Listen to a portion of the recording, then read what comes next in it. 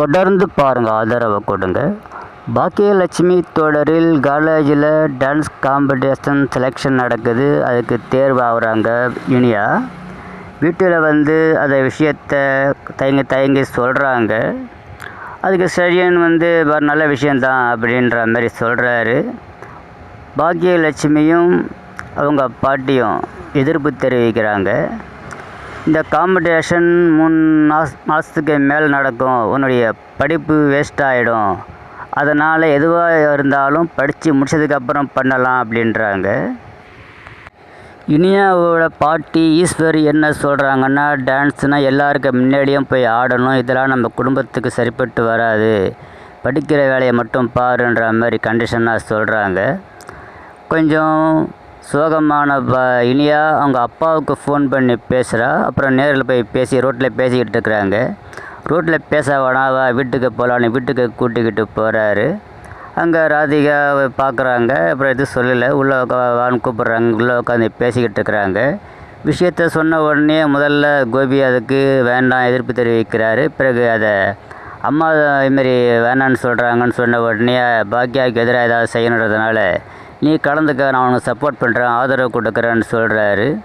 வீட்டில் இனியாவை காணாண்டு எல்லோரும் தேடுறாங்க. செய்யங்கிட்ட கேட்குறாங்க, எதுக்கும் அம்மா பாட்டி ரூமில் இருக்கிறாங்களா பாரு அப்படின்றாரு. பாட்டி ரூமுக்கு போகிறாங்க, அங்கேயும் இல்லை.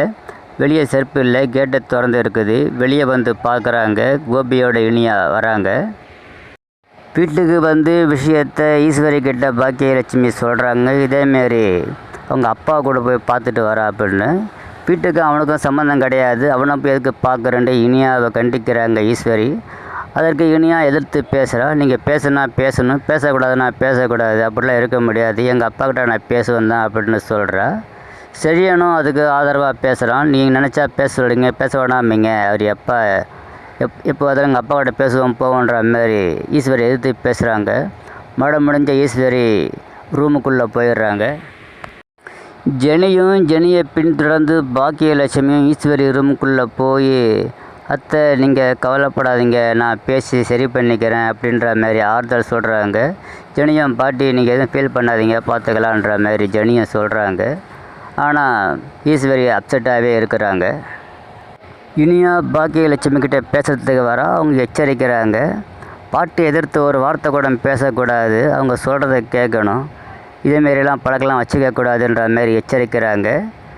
உங்கள் அப்பாவெல்லாம் பார்த்து பேசு வேணான்னு சொல்லலை, ஆனால் பாட்டி ஏற்றி பேசக்கூடாதுன்றாங்க. செழியனையும் அதுமாரி வார்னிங் பண்ணுறாங்க. இல்லைம்மா, நான் ஒரு இதில் தான் பேசினேன் அப்படின்னு செழியன் சொல்கிறான்.